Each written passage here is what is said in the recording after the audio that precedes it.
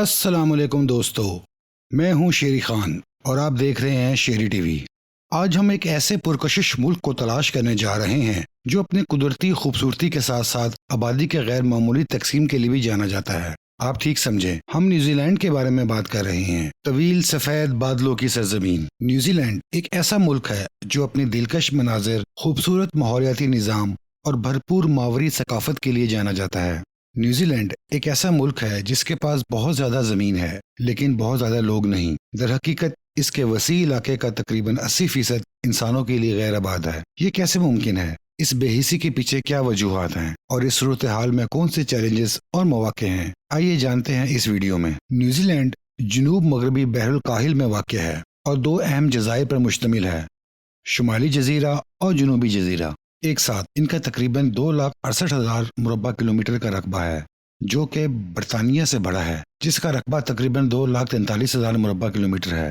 تاہم جبکہ برطانیہ کی آبادی تقریباً 68 ملین افراد پر مشتمل ہے، نیوزی لینڈ کی آبادی صرف 5 ملین ہے۔ اس کا مطلب ہے کہ برطانیہ میں آبادی کی کثافت تقریباً 280 افراد فی مربع کلومیٹر ہے، جبکہ نیوزی لینڈ میں یہ صرف 19 افراد فی مربع کلومیٹر ہے۔ تو اتنا بڑا فرق کیوں ہے؟ سوچیں، بہت سے عوامل ہیں جو اس رجحان میں شراکت کرتے ہیں اور ان کا تعلق جغرافیہ، آب و ہوا، زراعت، تاریخ، امیگریشن اور شہرکاری سے ہے۔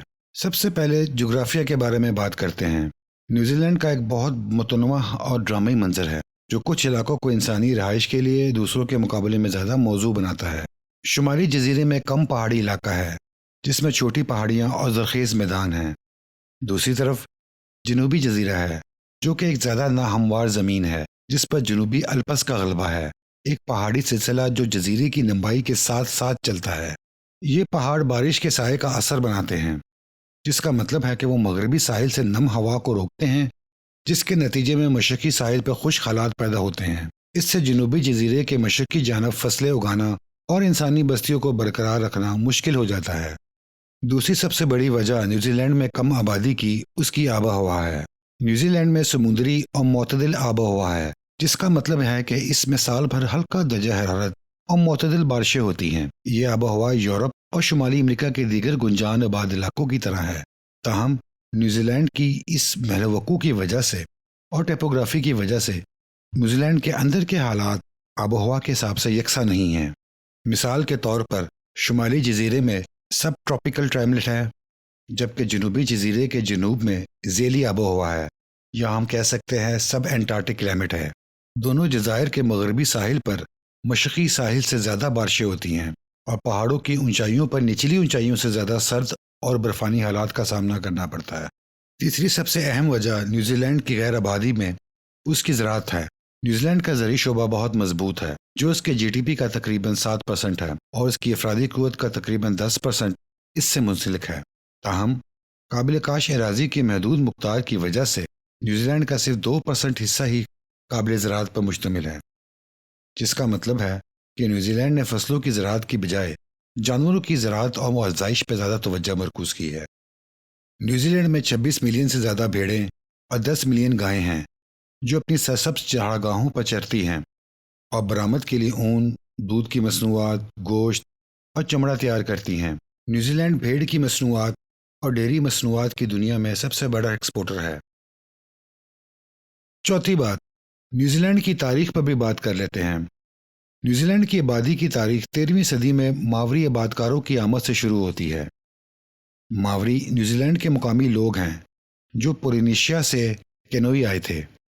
انہوں نے زمین سے تعلق اور اپنے آبائی روایت کی بنیاد پر ایک بھرپور اور مخصوص ثقافت تیار کی۔ ماوری آبادکار ہنرمند، جنگجو اور شکاری تھے جو اکثر زمینی وسائل یا وقار کے لیے دوسرے قبائل کے ساتھ جنگ میں مصروف رہتے تھے۔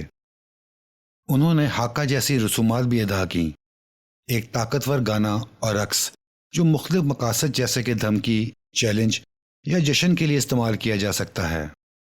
تاہم ان کی آبادی 18ویں صدی کے آخر میں یورپی رابطے سے بری طرح متاثر ہوئی۔ یورپی لوگ ایسی بیماریاں لے کر آئے جنہوں نے بہت سی ماوری برادریوں کو تباہ کر دیا، ساتھ ہی ہتھیار اور سامان بھی، جنہوں نے ان کے سماجی اور معاشی نظام کو درہم برہم کر دیا۔ یورپی لوگوں نے نیوزی لینڈ کو اپنی اماجگاہ بنایا اور اپنے قوانین اور اداروں کو ماوری لوگوں پر مسلط کر دیا۔ पांचवी सबसे बड़ी वजह इमिग्रेशन है। न्यूजीलैंड 19वीं सदी में बरतानिया की तरफ से अपनी नौ आबादियात के बाद से दुनिया के मुख्तलिफ हिस्सों से आने वाले तारिकीन वतन के लिए एक मंजिल रहा है। इब्तदाई तौर पर ज़्यादातर तारिक वतन यूरोप से आए थे, ख़ास तौर पर बरतानिया और आयरलैंड से। दूसरी जंग अजीम के बाद न्यूजीलैंड ने गैर यूरोपी इमिग्रेशन पर अपनी पाबंदियों में काफ़ी हद तक नरमी की, जिससे एशिया, अफ्रीका और दीगर खित्तों से ज़्यादा लोगों को मुल्क में दाखिल होने की इजाज़त मिली। आज न्यूजीलैंड दुनिया में सबसे ज़्यादा नस्ली एतबार से एक मिक्स कल्चर का मुल्क है, जहाँ चीन, हिंदुस्तान, फिलिपाइन और बहुत से दूसरे ममालिक से आने वाले लोग बसते हैं और न्यूजीलैंड की तरक्की और इक़्तिसादी माशियात में अपना हिस्सा डालते हैं। हिंदुस्तानी न्यूजीलैंड में सबसे तेज़ी से तरक्की करने वाली कौम है। 2018 की मरदमशुमारी के मुताबिक वहाँ 2,40,000 अफराद थे, जिनकी शिनाख्त हिंदुस्तानियों के तौर पर हुई, जो कुल आबादी का 4.7% है। ये 2013 की मरदमशुमारी से 68.7% का इजाफा था, जब वहाँ सिर्फ 1,40,000 हिंदुस्तानी लोग थे। न्यूजीलैंड की गैर आबादकारी में छठी सबसे बड़ी वजह शहरकारी या अर्बनाइजेशन है। मुल्क के ज़्यादातर हिस्सों में आबादी की कमी के बावजूद न्यूजीलैंड को ख़ास तौर पर उसके सबसे बड़े शहर ऑकलैंड में शहरकारी से मुताल्लिक कुछ चैलेंजेस का सामना है। ऑकलैंड की आबादी तकरीबन 1.7 मिलियन अफराद पर मुश्तमिल है, जो कि मुल्क की कुल आबादी का 1/3 से ज़्यादा है। आबादी में तेज़ी से बढ़ते हुए रुझान की एक वजह इमिग्रेशन भी है। ताहम इस तरक्की ने कुछ मसाइल पैदा किए हैं, जैसा कि मकानात की किल्लत, ट्रैफिक की भीड़, माहौलियाती आलूदगी और समाजी अदम मसावत। लिहाजा जैसा कि आप देख सकते हैं, न्यूजीलैंड एक ऐसा मुल्क है जिसके पास बहुत ज़्यादा ज़मीन है, लेकिन बहुत ज़्यादा लोग नहीं। इस सूरत हाल को मुख्तलिफ अवामिल जैसे जोग्राफिया, आबो हवा, ज़राअत, तारीख़, इमिग्रेशन और शहरकारी ने तश्कील दिया है।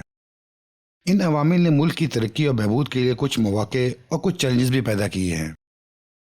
हम उम्मीद करते हैं कि आपने इस वीडियो को एंजॉय किया होगा और न्यूजीलैंड के बारे में कुछ नया सीखा होगा। अगर आपने ऐसा किया है तो हमारे एक चैनल को सब्सक्राइब करें और इस वीडियो को शेयर करें। शुक्रिया।